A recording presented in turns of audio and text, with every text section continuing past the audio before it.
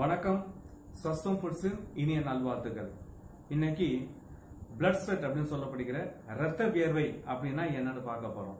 இந்த இரத்த வியர்வை என்று சொல்லப்படுகிற பிளட் ஸ்வெட் எனப்படுகின்ற ஹெமட்டோ ஹைட்ராசிஸ் என்று அழைக்கப்படுகின்ற இந்த இரத்த வியர்வை என்பது மனம் சார்ந்த ஒரு தடுமாற்ற நிலையை, ஒரு பதட்ட நிலையை, ஒரு பேதலிக்கும் நிலையை காண்பிக்கக்கூடிய அதன் விளைவினால் வரக்கூடிய ஒரு விளைவு தான் இந்த இரத்த வியர்வை என்பது.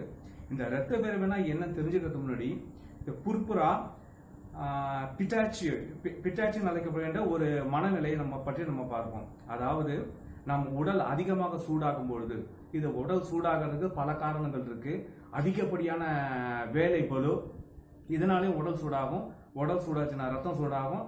இல்ல மன பதட்டத்தினாலும் மனசுல வரக்கூடிய ஒரு பயத்தினாலும் உடல் சூடாகும். உடல் சூடு என்பது வேற ஒன்றும் இல்ல, ரத்தத்திலே சூடுதான். அந்த பைபிள்ல சொல்ற மாதிரி பிளட் இஸ் லைஃப் அப்படின்னு சொல்ற மாதிரி ரத்த சூடாவதை தான் நம் உடல் சூடு நமக்கு வெளிக்காண்பிக்கிறது. அதாவது நம்ம அதிகப்படியாக வேலை செய்யும் பொழுது இந்த ரத்தமானது தன் நிலையிலிருந்து மாறி, அதாவது நல்ல டென்ஸா ஒரு பர்டிகுலர் டென்சிட்டியில இருக்கக்கூடிய இந்த ரத்தம் அதிக சூடுனால ஓவர் ஹீட் ஆகி டைல்யூட் ஆகி ஆல்மோஸ்ட் நீர்த்தன்மை அடையும். ஆல்மோஸ்ட் கிட்டத்தட்ட இந்த நீர்த்தன்மை அடையும். அது அடையும் போது என்ன ஆகும், ஸ்கின்ல உள்ள 7 லேயர்ல மேலே உள்ள அந்த லேயருக்கு அது தின்னா இருக்கிறதுனால மேலே ஏறி வந்துடும். மேலே ஏறி வந்து மேல் தட்டுல உள்ள மேல் ஸ்கின் தோலுக்கு கீழே படிந்திருக்கும். அப்பொழுது நீங்க நன்றாகவே பார்க்கலாம். மோஸ்ட்லி எந்த இடத்துல பார்க்கலாம், ஒன்று கை பாதத்துல, இந்த கை பாதத்துல பார்க்கலாம், இல்லைன்னா கால் பாதத்துல நல்ல டிஸ்டிங்டாவே தெரியும். அதாவது ரத்தம் அப்படி பியூர் ரெட் கலர்ல நீங்க அதை அப்படி விஷுவலைஸ் பண்ண ஒரு பேட்சாவோ இல்ல ஒரு புள்ளியாகவோ மேப்பாகவோ இருப்பதை நீங்க லிட்டரலாவே பார்க்கலாம். இது ரத்தம் மாதிரி அல்ல, ரத்தமே கை மேல இருப்பது போல நீங்கள் உணரலாம். ஆனால் அந்த டாப் ஸ்கின்னுக்கு கீழே அது இருக்கும். இதை வந்து புர்பரா என்பார்கள். அதாவது ஒரு பேட்ச் மாதிரி வந்துருச்சு அப்படின்னா அதை புர்பரா என்றும், இதே டாட்டாகவோ இல்ல சின்ன ஒரு கோடாகவோ இருக்கும் பட்சத்தில் அதை பிட்டாச்சியோ என்ற வார்த்தையினால் அதை அழைப்பார்கள். இது மெயினாக வருவதற்கு காரணம் உடல் சூடு, அதாவது ரத்தம் சூடாவது அதிகப்படியாக வேலையினால் இருக்கலாம். இல்லைன்னா மன பதட்டம், மன பயம், ஆங்ஸைட்டினாலும் உடம்புல ரத்தம் சூடாகும். அப்படி சூட்டோட நீங்கள் ஒரு வேலையை செய்து கொண்டிருக்கும் பொழுது, அப்பொழுது தற்செயலாகவோ இல்ல டியூ டு வேலையின் நிமித்தமாகவோ நீங்கள் ஒரு பொருளையோ இறுக்கமாக பிடிக்கும் பொழுது இந்த இடம் கம்ப்ரஸ் ஆகும்போது, இல்ல ஒரு கல்லின் மீது உங்கள் கால் பாதம் அழுத்தப்படும் பொழுது அந்த இடத்தில் அந்த அழுத்தம் எப்படி ஏற்பட்டதோ அதே ஷேப்ல பாத்தீங்கன்னா உங்களுக்கு இந்த பிடிமானத்துக்கு ஏற்றவாறு இங்க ஏற்பட்ட அழுத்தத்துக்கு ஏற்றவாறு ஒரு பேட்ச் விடுவதை நீங்க பார்க்கலாம். அதோட போட்டோ நான் அப்டேட் பண்ணி உங்களுக்கு அதை காமிச்சிருக்கோம். இது என்னுடைய கையில என்னோட காலிலேயே வந்ததுதான். நான் கிட்டத்தட்ட ஒரு 1.5 மணி நேரம் 2 மணி நேரம் தம் கட்டி வேலை செஞ்சப்போ ஐ கேன் ஃபீல். அப்ப வேலை செய்யறப்போ மை பாடி வாஸ் பாய்லிங். என்னோட ரத்தம் அவ்வளவு சூடாக என்ன என்னை தொட்டு பேர் அவ்வளவு ஹீட்டா இருந்துச்சப்ப. பட் இருந்தாலும் இந்த வேலையை முடித்து விடலாம் என்று தம் கட்டி வேலை செய்த பொழுது அப்பொழுது நான் உணரவில்லை. எல்லாம் முடித்து விட்டு எல்லாம் கையில கழுவி உட்காரும் பொழுது பாத்தீங்கன்னா அந்த பேச்சஸ் என் கையிலயும் காலையும் இருந்துச்சு. அப்ப ஃபர்ஸ்ட் டைம் வந்து யோசிச்சு பார்த்தப்ப இது எப்படி வந்து வச்சப்ப நான் வந்து ஒரு மெட்டல் வெப்பனை வச்சு நான் ஒர்க் பண்ணிட்டு இருந்தேன். அதை ஹார்டா ரொம்ப நேரம் பிடிச்சிட்டு இருந்தேன். பிளட்டும் ரொம்ப சூடா இருந்துச்சு. அந்த பிடிச்ச இடத்துல எப்படி அந்த பிடிமானம் இருந்ததோ அந்த இடத்துல கரெக்டா அங்கங்க உங்களுக்கு பேச்சஸ் இருந்துச்சு. அதே மாதிரி காலில் நான் வேலை செய்யறப்ப ஒரு கல்லையோ ஒரு ஹார்ட் சர்ஃபேஸை மிதிச்ச பொழுது எந்த இடத்தை மிதிச்சனோ, எத்தகைய ஆப்ஜெக்டை மிதிச்சனோ அதே ஷேப்ல காலில் எனக்கு பிளட் அப்படியே இட் வாஸ் ஜஸ்ட் ஃப்ளோட்டிங். அந்த பிளட் வந்து அப்படியே உங்க ஸ்கின்னுக்கு கீழாகவே இருக்கும். நீங்க லிட்டரலா பார்க்கலாம். இது வந்து ஒரு மைல்டாகவும் அந்த மாதிரி இருக்காது. பக்கா ரத்தத்தை ஒரு ஒரிஜினல் ரத்தம் எப்படி இருக்குமோ அதே கலரை நீங்க பார்க்கலாம். இதுதான் வந்து இதை புர்பரா என்பார்கள். ஒரு பேட்சாக இருந்தால் இதை புர்பரா என்றும், இல்ல டாட் ஆகவோ ஒரு லைன் ஆகவோ இல்ல ஒரு ஸ்கிராச் மாதிரியோ தெரிஞ்சிருந்தால், ஸ்கிராச் மீன்ஸ் உங்களுக்கு மேல கோடு இருக்காது, அந்த வடிவத்துல ஒரு அந்த ரத்த கோடு மாதிரி உங்களுக்கு இருக்கும். இதுதான் முதல் நிலை. இதை தொடர்ந்து இதற்கு அடுத்த நிலை தான் ஸ்டிக்மாட்டா என்பார்கள். இதையும் நீங்க கேள்விப்பட்டிருக்க பல பேர் சொல்லியிருப்பாங்க, என் கையில 5 காயங்கள் வந்துருச்சு, 6 காயங்கள் வந்துருச்சு, 7 காயங்கள் வந்துருச்சு.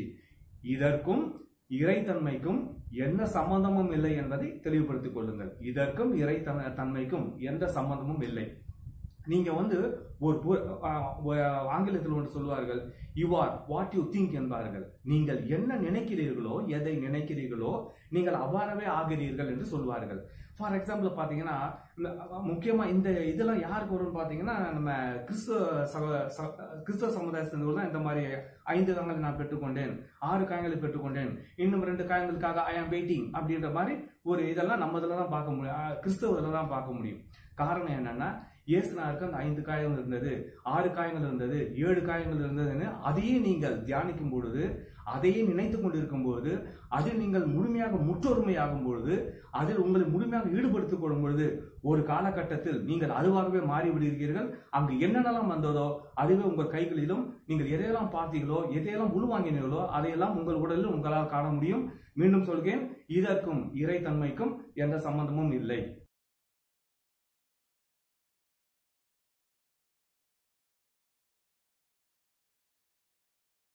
இதில் அந்த முதல் நிலையிலும் சரி, இந்த 2ஆம் நிலையாக ஸ்டிக்மாட்டா என்று சொல்லக்கூடிய அந்த காயங்கள் சம்பந்தப்பட்ட உடலில் வரக்கூடிய அந்த அறிகுறியும் சரி, சம்பந்தப்பட்டவருக்கு எந்த வகையான வலியோ வேதனையோ எதுவுமே இருக்காது. எந்த ஒரு சின்ன வலி கூட அவருக்கு இருக்காது. அவருக்கு அந்த காயங்கள் தெரியும் பட்சத்தும் சரி, இல்ல அந்த ரத்தம் வந்து மேலாக அந்த தோலுக்கு அடியில் இருக்கும் பட்சத்தும் சரி, அவர் எந்த வகையான வலியையோ, ஒரு சிறு வலியை கூட அவர் உணர மாட்டார். மிக சாதாரணமாக இருப்பார். எந்த ஒரு வெளிப்பாடும் அவரிடத்தில் இருக்காது. இதையும் புரிந்து கொள்ளலாம். இதற்கு அடுத்த நிலை வருவதை ரத்த வேர்வை என்று சொல்லலாம். அதாவது பிளட் ஸ்வெட்.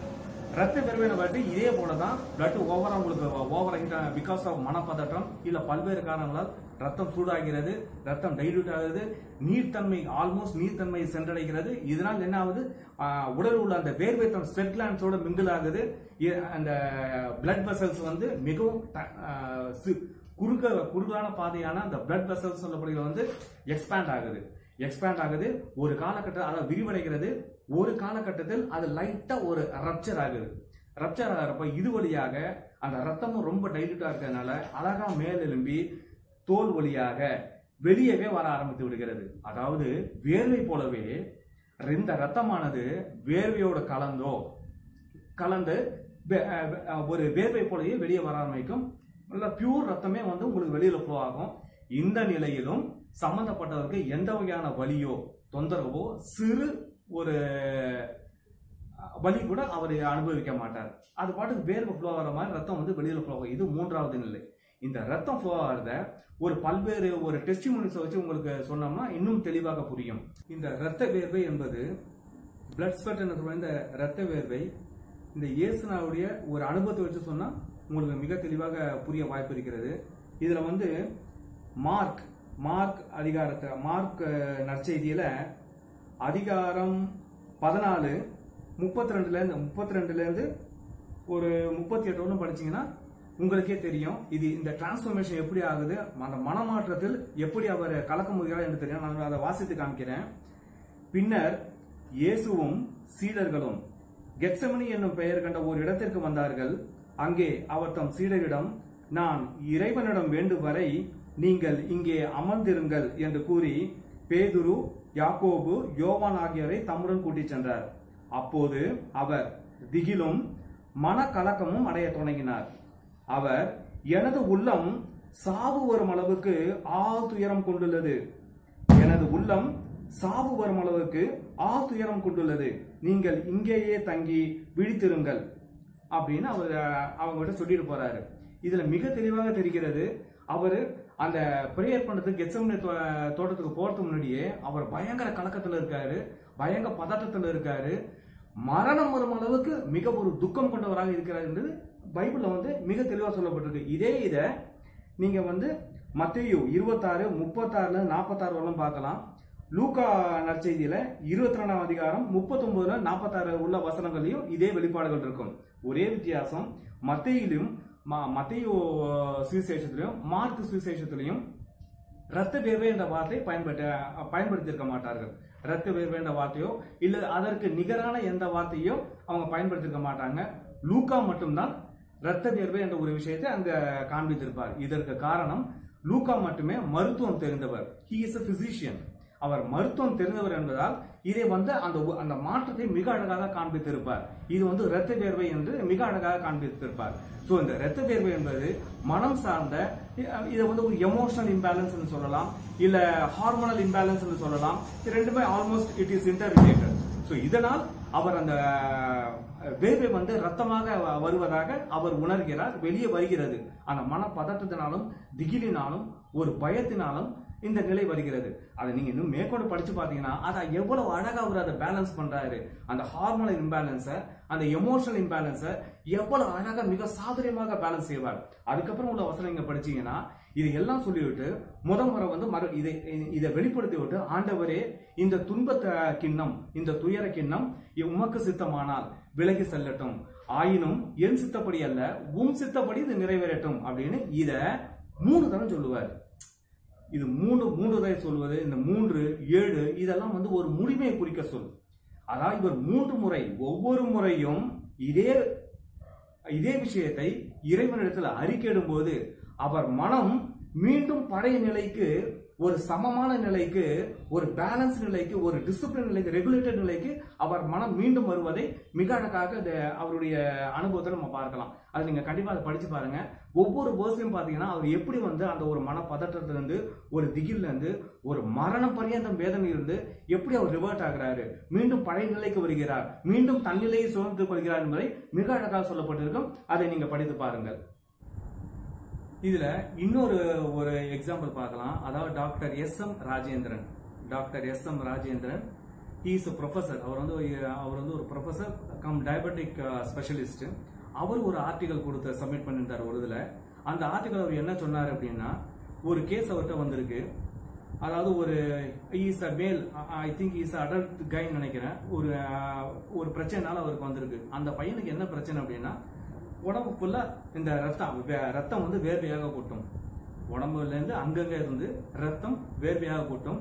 மறுபடியும் சொல்கிறேன், இந்த ரத்த வேர்வை ஸ்டிக்மாட்டா, அதுக்கு முந்தைய நிலை எந்த நிலையிலும் சம்பந்தப்பட்டவருக்கு எந்த வகையான பாதிப்போ வலியோ இமி அளவு கூட இருக்காது, துளி அளவு கூட இருக்காது. அதில் தெளிவாக இருங்கள்.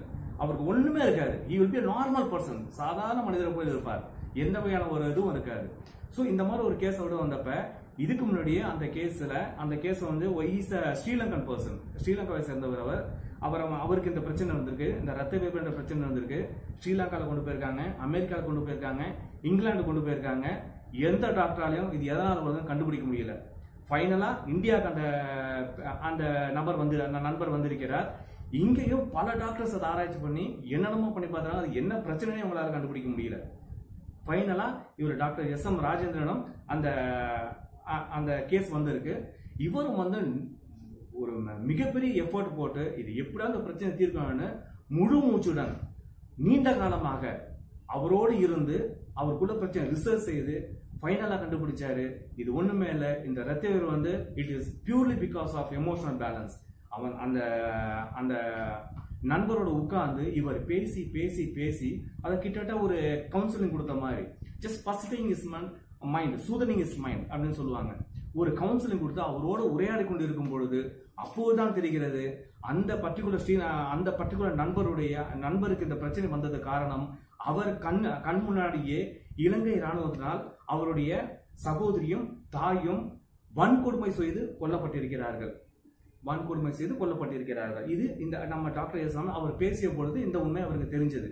அப்ப இதை பத்தி அவர்கிட்ட பேசி அவர் மனதை சமாதானப்படுத்திய பொழுது ஒரு காலகட்டத்தில் இவர் சம்பந்தப்பட்ட அந்த பிரச்சனையிலிருந்து முழுமையாக வெளிவந்து விட்டார். அதாவது எப்பொழுதெல்லாம் அந்த நினைவு இவர் மனதில் வந்ததோ, அதாவது தன் தாயும் தன் சகோதரியும் வன்கொடுமை செய்யப்பட்டது எப்போதெல்லாம் இவர் சிந்தனை வந்ததோ அப்போதெல்லாம் ஒரு மிகப்பெரிய பிரஷர் அவர் உணர்ந்திருக்காரு. ஒரு எக்ஸ்ட்ராடினரி பிரஷர் அவர் உணர்ந்திருக்காரு. பிளட் பம்ப் ஆயிருக்கு, ஹார்ட் ரேட் இன்க்ரீஸ் ஆயிருக்கு. அதாவது இதை சிம்பிளா சொல்லணும்னா அந்த மாதிரி வந்தப்போ ஆட்டோமேட்டிக்கா அவருக்கு அந்த ரத்தம் வேக கொட்ட ஆரம்பித்தது. இதை இன்னொரு வேலை எக்ஸ்பிளைன் பண்ணா ஃபைட் ஆர் ஃபிளைட் ஆக்ஷன் என்பார்கள். அதாவது ஒரு பிரச்சனை வரும்பொழுது, என்னை மீறி ஒரு பிரச்சனை வரும்போது ஒன்று நான் பறக்க வேண்டும், இல்லை எதிர்த்து நிற்க வேண்டும். இன்னும் சுருக்கமா சொல்லணும்னா, ஒரு காட்டுக்குள்ள போய்கிட்டு இருக்கீங்க, நீங்க இருட்டுல போயிட்டு திடீர்னு பக்கத்துல போய் உங்க எதிர்த்தால பக்கத்துல ஒரு புலி நிக்குது.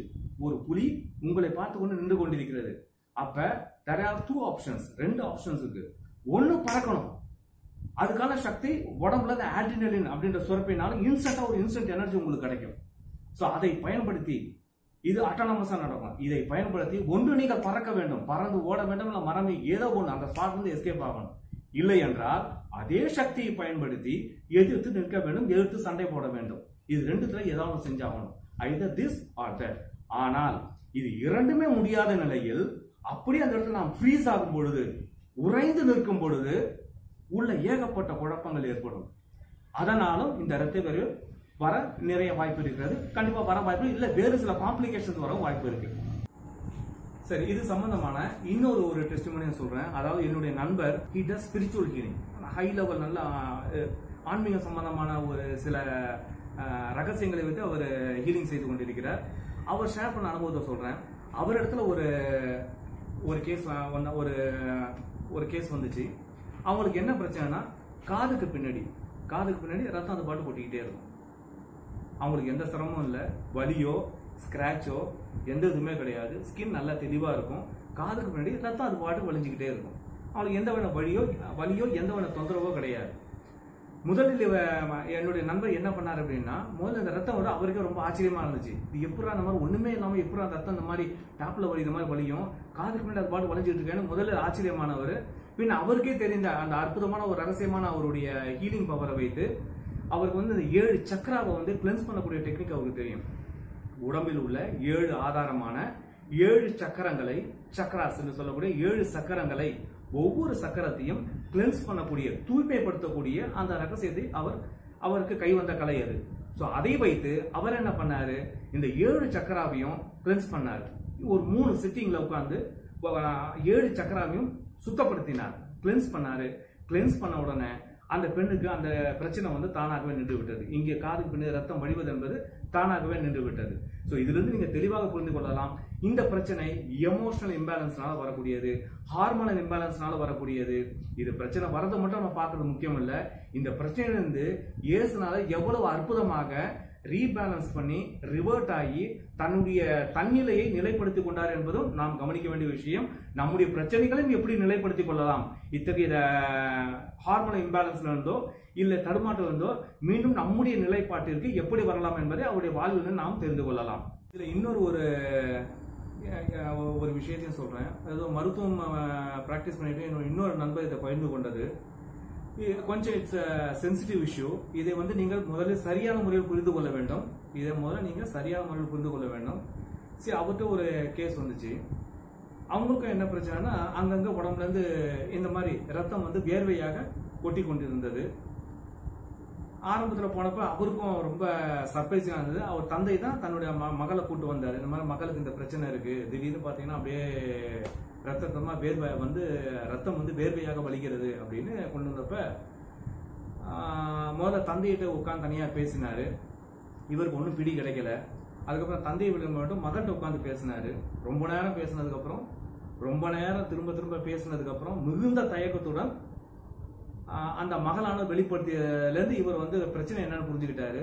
இதுல விஷயம் என்னன்னு, இப்ப பிரச்சனை எதனால வந்து புரிஞ்சுக்க விட, இதை எப்படி தந்தையிடத்தில் அந்த பெண்ணுடைய தந்தையிடத்தில் எப்படி கொண்டு போய் சேர்ப்பதுன்னு தான் இவருக்கு பெரிய சிரமமாச்சு. ஏன்னா தந்தை என்பவர் அந்த மகளை அவ்வளவு நேசிக்கக்கூடிய ஒருவர். என்ன சொல்றது, சச் எ பியூர் லவ், ஒரு பரிசுத்தமான அன்பை மிக நிறைவாக தன் மகள் மீது பொழிந்து கொண்டிருந்தவர். ஏன்னா அந்த பிள்ளைக்கு அம்மா கிடையாது. ஸோ இந்த தந்தையின் நோக்கம் என்ன என்றால், அம்மா இல்லைன்றது எந்த ஒரு சூழ்நிலையிலும் தன் மகளுக்கு அந்த ஒரு பாதிப்பை ஏற்படுத்தக்கூடாது, அந்த ஒரு இல்லை என்ப உணவே வரக்கூடாது என்பது மிக தெளிவாக இருந்த அந்த தந்தை தன்னுடைய பரிசுத்தமான அன்பை பரிபூர்ணமாக அந்த பெண்ணின் மீது செலுத்திக் கொண்டிருந்தார். கடைசியில பிரச்சனையே அங்கதான் ஆரம்பிச்சிருக்கு. என்னன்னா, அவர் அவுட் ஆஃப் அன்கண்டிஷனல் லவ், நன்றாக புரிந்து கொள்ளுங்கள், such a virgin love from the father. அவர் என்ன பண்றாரு, தன் அம்மா இல்லை அப்படின்ற ஒரு குறை தெரியக்கூடாது என்பதற்காக இவரே கிட்டத்தட்ட ஆல்மோஸ்ட் அவருடைய டாக்டருக்கு வந்து ஐ திங்க் 9-10 வயசு நினைக்கிறேன், எனக்கு சரியா ஞாபகம் இல்லை, 10 வயசு இருக்கு. இவரே குளிப்பாட்டி இருக்கிறார். எல்லாம் அந்த பெண்ணை எந்த வேலையும் செய்ய போறதில்ல, இவரே அந்த தாங்கி இருக்கிறார், இவரே குளிப்பாட்டி விட்டு இருக்கிறார். ஆனால் அந்த பெண்ணிற்கோ அது ஒரு சங்கோஜ நிலையை உருவாக்கியது. அதே சமயத்துல அப்பாவுடைய பரிசுத்தமான அன்பை பரிபூரணமாக நிறைவாக புரிந்திருந்த அந்த மகளானவள் இதை அப்பாட்ட சொல்லவும் முடியல. அப்பாவோட அந்த அன்பு அவர் மன வேதனைப்படுவாரோ அப்படின்ற ஒரு இதுல இதுக்கு ஒரு தயக்கம். நல்லா பாத்துக்கோங்க, இந்த ஃபைட் ஆர் ஃபிளைட் ஆக்ஷன்ல என்னால சண்டை போடவும் முடியல, ஓடவும் முடியல. ஒரு இடைப்பட்ட நிலையிலிருந்து ஒரு பரிதவிப்பு, ஒரு பெரிய பதட்டம், என்னால ஒண்ணுமே செய்ய முடியல. அதே சமயம் எங்க அப்பா மனசு வேதனைப்படக்கூடாது. ஏன்னா அந்த மகளானவர் தன் தந்தையோட பரிசுத்தமான அன்பை அப்படியே சரியாக புரிந்து கொண்டவளாக இருந்தாள். சோ இந்த நிலையில she got locked, mentally blocked. அந்த ஹார்மோனல் இம்பேலன்ஸ் உண்டாயிடுச்சு, எமோஷனல் இம்பேலன்ஸ் உண்டாயிடுச்சு. ஆனா அது கடந்து செல்வதற்கு எந்த வழியும் அந்த பெண்ணில் அந்த மகளானவளுக்கு கிடைக்கவில்லை. இது என்னுடைய நண்பன் நீண்ட நேரம் பேசிய பிறகு இது தெரிந்தவுடன் தந்தையை அழைத்து, இதுதான் பிரச்சனை, உங்களுடைய அன்பு உங்கள் மகளுக்கு நன்றாகவே புரிகிறது, அதே சமயத்தில் நீங்களும் சில விஷயங்களை புரிந்து கொள்ள வேண்டும் என்று அதை மிக நாசூக்காக அவருக்கு எடுத்துரைத்தவுடன் ஒரு சிறிய காலகட்டத்திலேயே அந்த பெண் அந்த பிரச்சனை வெளியில் வந்தாள். இதிலிருந்து நன்றாக புரிந்து கொள்ளுங்கள், எமோஷனல் இம்பேலன்ஸ், ஹார்மோனல் இம்பேலன்ஸ் யாராலும் கண்டுபிடிக்க முடியாது, எந்த ரிசர்ச்சும் நீங்க கண்டுபிடிக்க முடியாது. இதற்கு ஒரு மனோதத்துவ நிபுணராக நீங்கள் உட்கார்ந்து பேசும்பொழுது மட்டுமே இதையெல்லாம் புரிந்து கொள்ள முடியும், இதையெல்லாம் சரி செய்ய முடியும். மீண்டும் வேறொரு டாபிக்ல நம்ம பேசுவோம். நன்றி.